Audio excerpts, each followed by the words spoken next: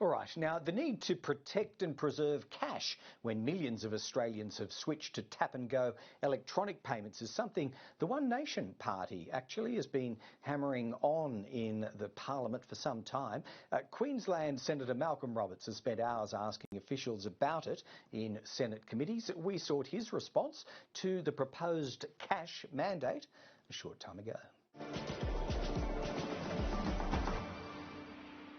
Malcolm Roberts, welcome back to Afternoon Briefing. It's good to see you here in the studio. Let's talk about this cash mandate that the Treasurer has foreshadowed. Now, it would start, according to what's been put out there today, in 2026 for essential items in yet-to-be designated stores. We don't have those details.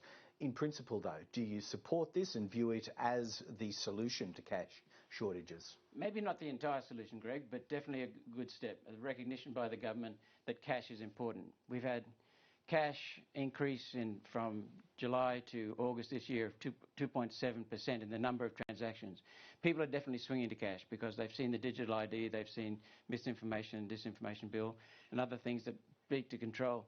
And also they can see that the banks have been shutting down branches, which means they want to collect fees for digital transactions, and that means we'll be paying more if we don't have cash. All right, there's some separate work going on about bank branches. We'll come to that in a moment, I promise. But are you aware of examples in regional Queensland where a mandate like this would change fundamentally the cash policies of certain stores? It would free up the people who are mainly in the regions who are older in particular, but also increasingly across all age groups, Greg, that want to use cash. They're scared of not having cash available. Cash is legal tender. It's very important to understand that, and I'm sure you know that. Cash is legal tender.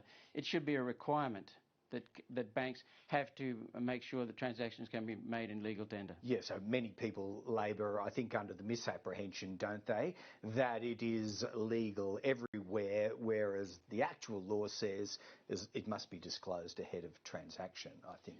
Yes, and businesses have a right to not use cash. They can have a right to use whatever they want, but customers have a right to not use cash. Now, in the regions, that right is not so readily available because there's less choice. But the banks want to remove cash for fee because they want to get fees, and that's very important. So what I think Mr. Chalmers should be doing is bringing forward the change to the end of this financial year and widening the essential services as broadly as possible. Well, let's talk about what might be an essential product. The government has suggested fuel and groceries, pharmacy perhaps. What else? Banking? Wouldn't banking be part of an essential service? Right. So depositing in cash or withdrawing in transactions, both. Oh, doing both. Right. Because if they're going to be businesses collecting cash, they need somewhere to deposit it. What about alcohol, tobacco, takeaway or dine-in meals? They're not essential to me, but I'm not every constituent. So I think we should be consulting with the constituents to find out what are essential services. That's the matter. You know, my job as my responsibility is to the constituents, not just the taxpayers, but to constituents, and to make sure that I listen and put forward their views. And I think the government is responsible for doing exactly that. So if the government goes ahead and designates particular stores as having to comply with this mandate, Malcolm, does that unfairly assign costs to them that another store down the road, deemed not to be providing essential goods or services, does not have to wear the cost for? That's a very good question, and maybe that's where the levy that you're going to be talking about. Maybe that's where it fits in, but the bank should pay for that. The bank has to provide a service. And what happens when the banks go belly up? To stop them going belly up altogether, the taxpayers bail them out. Repeatedly that's happened, and everyone knows there's a guarantee. Now, the community is picking up the tab when the banks make a mess of things. We should have in return a community service obligation. The banks are there to provide a service, and they should just do it for complete service, not just for things they want to cherry pick and make money out of. All right, you've taken us there, Malcolm Roberts. Let's talk about this other body of work that the Treasurer has pretty much confirmed is being carried out by the Treasury. This is what we might describe as a cross-subsidisation scheme by banks. So those with plentiful numbers of branches in the regions don't have to pay too much, but those who are underrepresented there will have to pay a rural bank levy, some are calling it. Will this level out branch representation in regional Australia? Let's see what the government comes up with. Inherently, something has to be done, because from June 2017 to June 2024, 36% of bank branches were shut, and that was a heavy burden in the regions. Now, in the city, it's a matter of going from one suburb to another suburb. It's still a heavy burden on many people, but in the regions, it might mean driving 300 kilometres, 600 kilometres round trip rather than just down the street. So it's extremely important.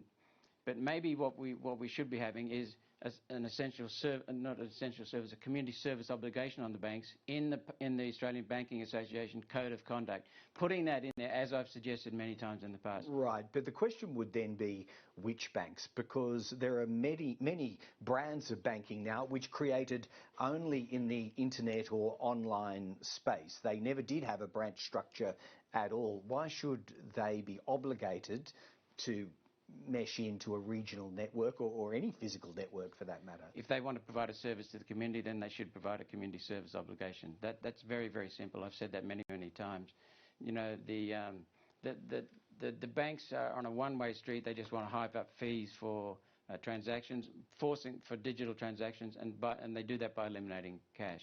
Could that indirectly lead to higher account keeping fees if you're putting obligations on banks? I mean, ING is one that springs to mind, an online-only model. You start putting obligations on them, that may well lead to higher fees for their customers, couldn't it? That's true. It could do. We haven't seen the final design yet. But the big four banks made $30 billion in combined profits last year. The big four banks have 80% of the banking business, that's their share. They have 90%, I remember a couple of years ago, of the cash deposits in this country. What we have is an oligopoly. We have basically a monopoly, really, because we've got one bank that has controlling interests held in, we have one bank with four logos. And each of the four banks has a controlling interest held by BlackRock, Vanguard, State Street, First State. These people are colluding. The services of the banks are almost identical. Their strategy is almost identical. The way they operate is almost identical. And so what we see is one bank with four logos. What we've got to do is make sure that they operate fairly for the Australian people. With genuine competition. Quick final one, Malcolm Roberts, you voted for the censure of Lidia Thorpe in the Senate. Your reasons for doing so? Well, I don't believe her behaviour was at all acceptable. It was completely wrong. Okay, we'll wrap it up there. Malcolm Roberts, good to see you again. Same here. Thank you, Greg.